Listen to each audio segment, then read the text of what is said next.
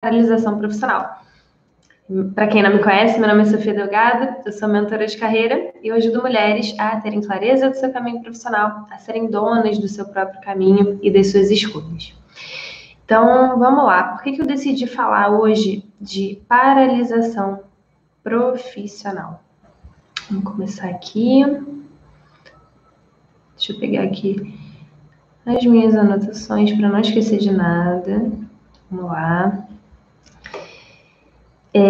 Talvez você não saiba, talvez você saiba, para quem me acompanha há mais tempo, sabe que eu já paralisei muito na minha vida profissional.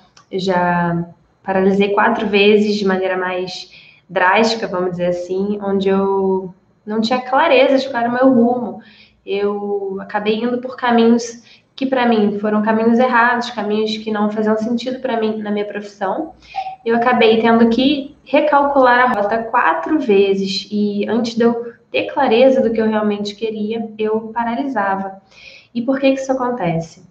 Eu percebo que muitas mulheres chegam até mim nos atendimentos, muitas perguntas que eu recebo vêm de mulheres que relatam essa paralisação que elas enfrentam, essa estagnação que elas enfrentam, que fazem elas perderem o seu foco profissional, elas perderem a sua força, o seu posicionamento.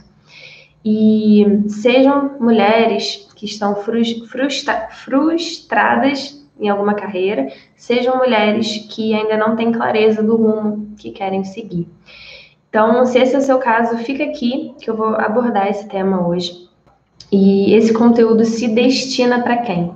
Esse conteúdo vai ajudar mulheres que se sentem perdidas, sem clareza do seu rumo e com dificuldades de tomar decisões, principalmente. Ju, Ivan, Angélica, todos sejam muito bem-vindos.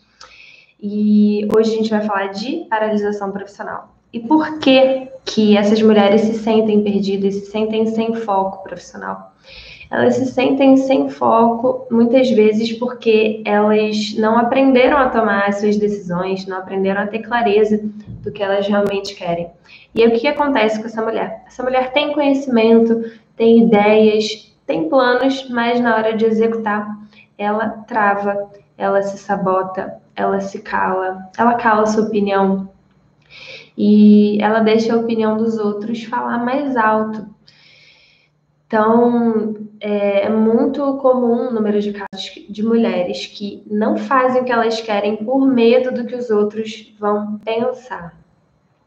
Então, é aquele tipo de mulher que nunca se sente boa o suficiente, nunca se sente pronta, e ela vai se sentindo impotente na sua profissão e vai vivendo os planos dos outros, vai deixando que os outros falem por ela e ela acaba jogando seus planos e a sua vida no lixo.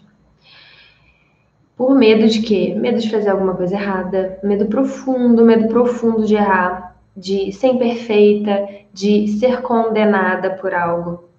Ou ser condenada simplesmente por quem você é.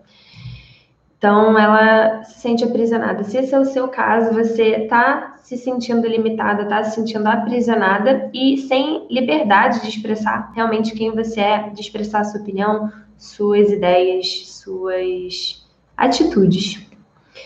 E é muito comum o relato de mulheres que se sentem uma fraude, né? Elas falam, cara, eu não sei por que eu tô aqui, eu nesse cargo, nessa função, eu não sei se eu devo fazer o que está na minha mente, se eu devo colocar o meu projeto para fora do papel, executar ele, porque eu não sei se eu sou boa o suficiente. No fundo, eu acho que eu sou uma fraude. E aí você vai se anulando, você vai paralisando e você vai se diminuindo para caber nos moldes dos outros. E eu já passei por isso e sei como é horrível você ter que se diminuir para caber nos moldes dos outros. Então, essa semana mesmo, eu atendi uma cliente que se queixava de falta de foco na carreira. Gente, eu tô falando olhando para cá e olhando para cá porque eu tô ao vivo no Instagram e no YouTube, beleza? Mas eu tô aqui com todos vocês. Quem tá chegando, muito bem-vindas.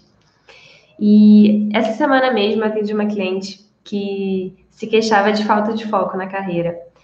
Então, ela não sabia como se posicionar com clareza para escolher um trabalho ideal para ela. Então, ela tinha experiência, tinha vivido muita coisa na vida profissional dela, mas ela não sabia mais para onde ir. Ela estava insatisfeita, ela não sabia se ela ia empreender, não sabia se ela ia mudar de profissão, mudar de área, criar uma nova profissão. Então, a gente acabou trabalhando isso e ela acabou trazendo que ela queria realmente encontrar um trabalho ideal para ela. E por enquanto ela ainda estava fazendo algumas entrevistas nas empresas, sem saber muito se era isso que ela queria.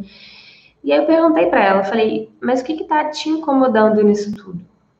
E ela me respondeu o seguinte, ela falou assim, o que mais me incomoda é não saber como eu sou vista em uma entrevista. Ou seja, o que mais incomodava ela não era algo dela, né? Ah, eu me incomodo porque eu me sinto assim assado, isso acontece comigo. O que mais incomodava ela vinha do olhar externo. Então, o maior incômodo dela não era ela estar sem rumo profissional, ela tá estagnada, ela tá com medo de errar nas escolhas. O maior incômodo dela era como ela era vista em uma entrevista, como ela era vista pelos outros. Então, isso me chama muita atenção. E veja como é muito forte para algumas mulheres esse medo de errar, esse medo de ser julgada, esse medo de se expor, de se mostrar imperfeita e não corresponder às expectativas externas. Eu vejo como isso é muito comum e são muitas as mulheres que tentam dar conta de tudo ao mesmo tempo, tentam ser fortes, mas de tanto tentarem mostrar força, elas acabam perdendo a força porque elas não conseguem corresponder às expectativas, elas não conseguem vestir uma capa de perfeição o tempo todo. É muito doloroso. Então, tem até uma pesquisa feita pela HP que relatou que mulheres só se candidatam a vagas de emprego se elas preencherem em torno de 100% dos requisitos daquela vaga, enquanto os homens, eles já se candidatam àquela vaga de emprego quando eles correspondem a 60% dos requisitos. E o que isso quer dizer? Peraí, vocês estão me ouvindo, gente? Me diz se vocês estão me ouvindo, por favor. Vocês estão me ouvindo? Eu botei dois microfones. Um tá no YouTube, outro tá no Instagram. Só aperta um joinha para mim, aperta um coração, por favor, para saber se estão me ouvindo. Só agora que eu lembrei de perguntar. Eu vou aguardar aqui vocês apertarem alguma coisa. Sim, estão me ouvindo. Beleza. Então tá bom. Elas só preenchem aquela vaga se elas corresponderem a mais ou menos 100% dos requisitos. Enquanto os homens, eles já preenchem quando eles correspondem a apenas 60% dos requisitos. Então, como isso mostra que ainda existe em muitas mulheres uma necessidade de estarem 100% prontas para corresponderem às expectativas daquilo que é demandado para elas, ou simplesmente existirem estando 100% prontas, 100% perfeitas e completamente completas, né? Sendo que isso é uma ilusão. Então, como os homens, nesse caso dessa pesquisa, são mais ousados, têm mais, vamos dizer assim, antifragilidade na hora de mostrar as imperfeições, de cair e levantar, entende? Existem educações em que as mulheres foram muito mais educadas para serem comportadinhas e elogiadas por serem comportadinhas, e os homens, os meninos, são estimulados a serem mais ousados, mais para frentex, aqueles que vão e fazem, quebram a cara e tentam de novo. Então, existe muito ainda essa discrepância na educação em algumas gerações, tá? Claro que algumas coisas estão mudando, mas é lento. Então, ainda existem, sim, esse tipo de educação, onde a mulher, ela é elogiada, ela é valorizada e vista quando ela é comportadinha, quando ela é perfeitinha, princesinha. Entende? Se fizer sentido, vocês vão apertando o coração para eu saber se está fazendo sentido, beleza? Então, essa pesquisa é muito interessante. Tem uma declaração da cantora Jennifer Lopez, que ela falou que mesmo depois de ter vendido 70 milhões de discos, ela ainda sente que não é boa no que ela faz. Vocês veem como isso é louco, né? A mulher, ela é super reconhecida, né, tem muito sucesso e ela ainda não se sente boa. A diretora do Facebook, a diretora de operações do Facebook também já fez um relato desses, né? A Sheryl Sandberg, ela tem até um livro que chama Faça Acontecer, um livro incrível para quem tiver interesse sobre empreendedorismo feminino. E ela fala que ainda tem dias que ela acorda com a sensação de ser uma fraude e que ela não tem certeza de que deveria estar onde ela está hoje, na posição em que ela está.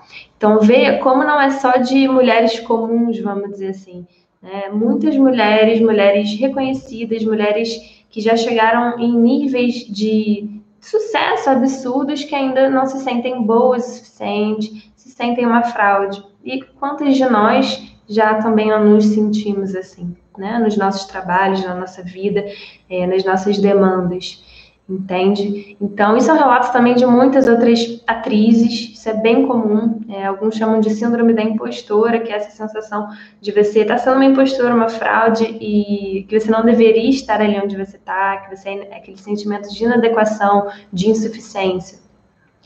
E teve alguém já viu aquele filme da Michelle Obama? Eu esqueci o nome, é um documentário, né? A biografia da história dela, que tá no Netflix. É incrível, para quem não viu, eu recomendo. E nessa história, nesse documentário, já dando um spoiler aqui, mas é um spoiler de leve, contando um aprendizado legal desse filme. Que a Michelle Obama, ela foi para, acho que uma escola, alguma coisa assim, e ela sentou numa roda com jovens mulheres negras para ter um debate, ter uma conversa, um bate-papo. E aí uma dessas jovens perguntou para Michelle Obama como que ela superou a invisibilidade dela sendo uma mulher negra. E aí a Michelle deu uma resposta muito linda. Ela falou assim: a questão é que eu nunca me senti invisível. E eu não me sentir invisível hoje é porque meus pais sempre me fizeram me sentir vista, eu me sentir visível. E não veio das coisas que estavam acontecendo no mundo, mas do que acontecia na minha mesa de jantar. Então, o que ela quis dizer com isso? Que é muito bonito e muito forte, né? Que a invisibilidade, a falta de reconhecimento, o julgamento que a gente recebe, ele tá lá fora. Ele tá nos olhos de quem vê, inclusive nos nossos próprios olhos. Então, a Michelle Obama, ela não enxergava que ela era invisível. Para ela isso não existia. Não existia na cabeça dela, era inconcebido que ela podia ser invisível, porque ela não aprendeu isso desde a infância. Ela cresceu na mesa de jantar com a família se sentindo visível, se sentindo vista, forte, boa o suficiente. Então, por mais que a gente fale muito de sociedade, da diferença de homem para mulher, de política, economia, educação, você vê como a educação ela vem muito lá nos aspectos mais primordiais de uma mulher, de uma menina, que vem lá da infância, vem lá da nossa trajetória, daqueles buraquinhos que ficaram faltando e que hoje, enquanto mulheres, nós buscamos preencher no trabalho, com os colegas de trabalho, os amigos, o chefe, ainda com a família, e sempre se preocupando com a opinião externa, sempre se preocupando com o olhar dos outros, que foi o que essa cliente me trouxe. Ela falou: o meu maior incômodo é não saber como eu vou ser vista numa entrevista. O maior incômodo dela não foi como eu me vejo numa entrevista, foi antes disso como os outros a veem. Vocês estão entendendo onde eu quero chegar? Então, o que eu falei para essa minha cliente? Eu falei: enquanto o que mais te incomoda vier de fora, você vai viver frustrada. Enquanto o que mais te incomoda estiver fora e não dentro, mais você vai sofrer. Menos você vai estar no controle de poder resolver alguma coisa. Porque qual é o controle que você tem quando você se preocupa com a opinião externa, com como os outros te veem? Nenhum, absolutamente nenhum. Então, você nunca vai estar no controle de resolver algo que está fora de você. E o que você tem controle? De resolver o que está dentro de você. De focar em você e olhar para você. Faz sentido? Então, como é que você pode lidar melhor com esse medo de julgamento que te paralisa, com esse medo de errar que te paralisa na sua carreira? Primeiro, aceitando com o seu controle mental, aceitando que você não é perfeita, aceitando as suas imperfeições, aprendendo a amar suas imperfeições. Teve uma história, né, de uma vez que eu fiz uma formação em constelação familiar e a gente já estava se formando e pronta para atuar. E aí numa das últimas aulas, eu levantei o dedo e falei para o meu professor. Eu falei para ele, olha, eu tô com medo, tô com muito medo de errar, de fazer besteira, porque é uma abordagem, é um trabalho muito forte, muito importante, muito profundo e sério. Então, eu tô com muito medo de atuar e errar. E aí ele falou, você tá com medo de atuar e errar ou você não consegue concordar com a sua humanidade? Concorde com a sua humanidade, que fica muito mais fácil. E aí, na hora que ele falou isso, saiu um peso dos meus ombros. Falei, nossa, verdade, né? Concordar com o ser humano que sou, assim como todos, porque ninguém é perfeito, né? E por mais que seja clichê, a gente ainda insiste em cair nesse mesmo buraco de achar que os outros são perfeitos e que a gente tá sempre errando, né? Sempre correndo o risco de vacilar. E é um peso desnecessário. Então, tem alguns exercícios que você pode fazer para começar a lidar melhor com esse seu medo de paralisar por conta da imperfeição. São dicas, conselhos, técnicas que ajudam, tá? São dicas que ajudam, mas que não resolvem na raiz. Porque é o que eu falei, a questão vem lá de trás, né? Por mais que você tenha medo do julgamento alheio, e isso te paralisa, esse medo de errar te consome, ele vem lá de trás, não vem de hoje, né? Você pode praticar e isso pode te aliviar, mas existe uma maneira, um caminho, um método para te ajudar a resolver essa questão, a lidar com esse medo de errar de maneira mais funcional e mais consistente, de maneira mais profunda, que vai ali na raiz das suas questões, que é o método que eu ensino, beleza? Mas eu vou passar aqui algumas dicas para já te ajudar a lidar melhor com esse medo da imperfeição. Então, primeiro, você pode começar a anotar os seus erros. Pega um papel, pega uma caneta e começa a se lembrar de todos os erros que você acha que já cometeu ou que na época você achou que errou e ficou envergonhada, ficou frustrada, se culpou. Começa a anotar.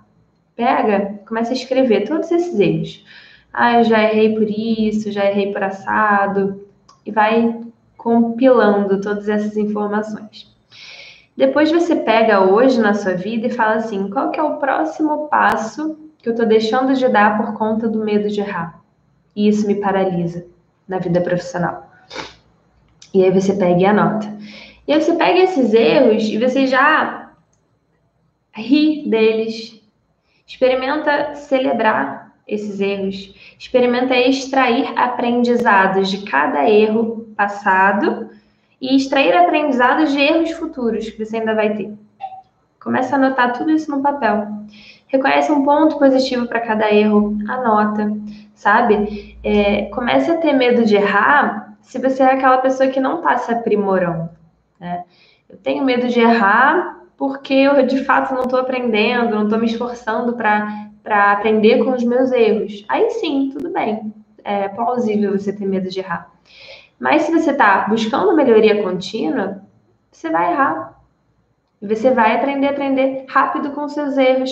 E você vai celebrar e extrair aprendizado dos seus erros. Comece a apreciar os seus erros. E você vai ver a sua perspectiva começar a mudar. Então, tem uma mentalidade de não fazer para acertar, sabe? Eu não vou fazer uma apresentação de trabalho para acertar. Eu não vou fazer uma entrevista para passar. Eu não vou empreender um projeto para vender muito. Eu vou fazer até dar certo. Eu vou fazer a apresentação até uma hora e falar, cara, deu certo, foi boa. Eu vou empreender um projeto para falar, caraca, Errei, mas uma hora deu certo. Uma hora eu consegui. Eu vou fazer uma entrevista para talvez não passar na primeira, não passar na segunda, terceira, mas, cara, na quarta, na quinta eu passei e deu certo. Então, tenha a mentalidade de fazer até dar certo. Show? Outra coisa, tire o foco de você, cara. Quando eu aprendi isso, que eu tenho medo de errar, quando eu tenho medo de errar, o meu foco tá só em mim, aliviou muito, sabe? Porque se eu tô com medo de errar, eu tô focada no que os outros estão vendo de mim. Eu tô focada no meu ego e eu não tô focada no meu resultado. Eu não tô focada na geração de valor ao outro por meio do meu trabalho. Né? Vamos supor, tô fazendo ali uma apresentação, se eu tô com medo do que os outros estão achando da forma como eu falo, do que eu falo, de como eu me apresento, eu tô tirando o foco do valor, da informação que eu quero passar, do meu conhecimento, do meu trabalho e de como isso impacta o outro, quem está me ouvindo, quem está recebendo o resultado do meu trabalho e se impactando com isso. Então, o perfeccionismo, de certa forma, ele é um egoísmo. Quando você paralisa, você está sendo egoísta, porque você está deixando de contribuir com o que você tem de melhor. Porque você não está ali à toa. Entende? Então, é egoísmo você ter medo de errar. Porque você tira o foco do outro, que é quem realmente importa, para focar em você, na preocupação dos outros. Cara, tá todo mundo cagando para você. Eles só te julgariam, o olhar externo só te julga porque eles se julgam a si próprios. Então, a gente só enxerga no outro aquilo que a gente tem dentro da gente. Entende? Isso é outro fator que muda muito. Imagina que você é uma bola de discoteca, aquela toda espelhada. Porque o que os outros veem de você é um reflexo deles mesmos. Então não diz sobre você, não diz respeito a você, diz respeito ao outro, tá? Então são essas coisinhas também. Entenda que você pode investigar. Você pode investigar na sua trajetória, na sua infância. Qual foi a primeira lembrança que você tem na sua trajetória de ter se sentido invisível, de ter se sentido não vista, não reconhecida, de ter se sentido ruim, de não ter sido boa o suficiente, ou de ter sido muito exigida, muito controlada, ter tido uma educação muito rígida. Entende? Quais foram as coisas que você ouviu lá atrás na sua infância que fizeram hoje você acreditar pouco em você, que hoje fazem você estagnar quando você tem que agir, que hoje te impedem de encontrar seu rumo profissional? Da onde vem essa crença de incapacidade, de não estar bom o suficiente? Por exemplo, eu tenho uma história que às vezes eu conto nos meus atendimentos, que é a história da maquete. Eu era pequena e estudava numa escola que eu tinha que fazer um trabalho sobre meio ambiente.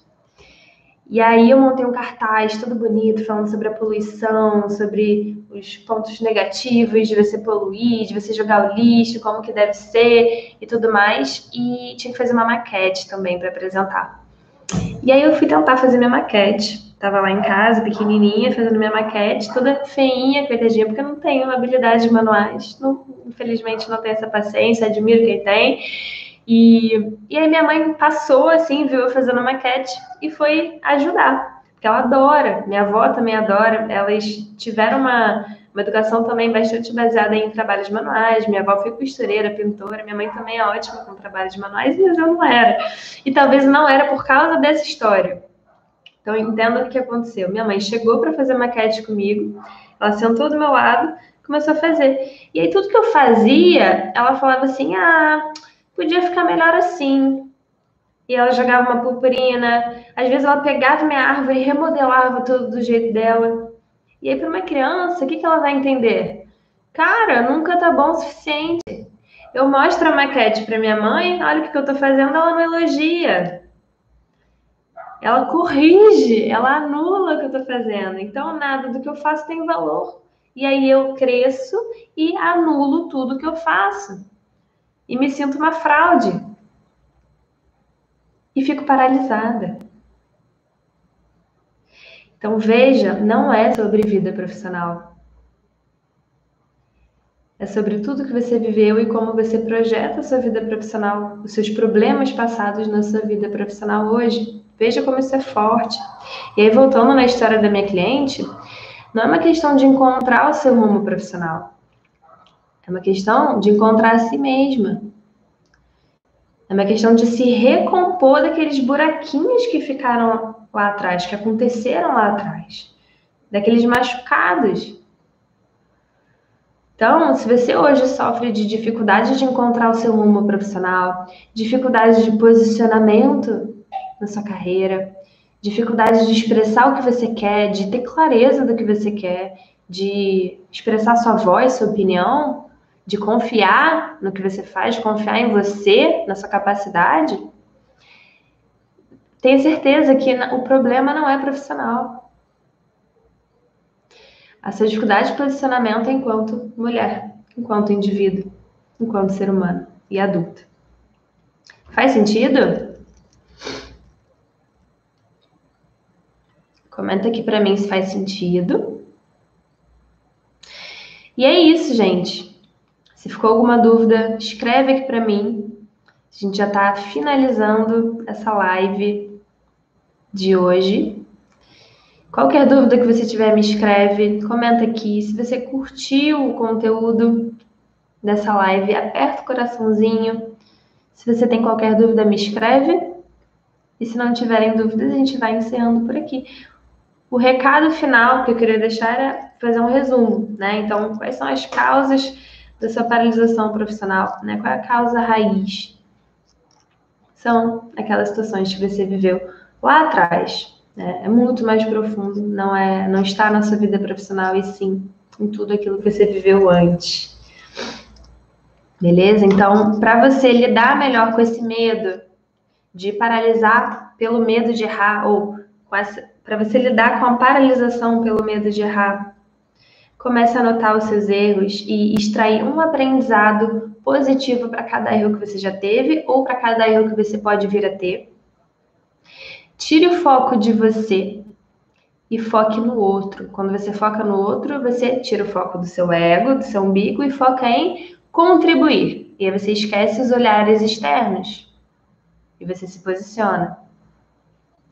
Entenda que as pessoas só conseguem ver em você o que já existem dentro delas.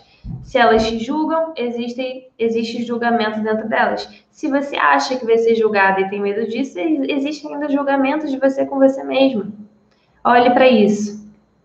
Investigue quais foram suas primeiras lembranças de ter se sentido pequena, incapaz, insuficiente, de não ter se sentido vista, ouvida, reconhecida, valorizada. O que aconteceu com você lá atrás, você carrega ao longo da sua vida, enquanto você não reconhece o motivo que te faz paralisar e se sentir enfraquecido. Beleza, pessoal? Então é isso. A gente vai ficando por aqui. Toda quarta-feira a gente tem lives, aulas, 7 horas da noite e 7 minutos. Se você gostou, me envie uma mensagem no Stories, aperta o coraçãozinho e aí a gente se vê na próxima live, tá bom? Beijo, obrigada pela presença de vocês e até a próxima.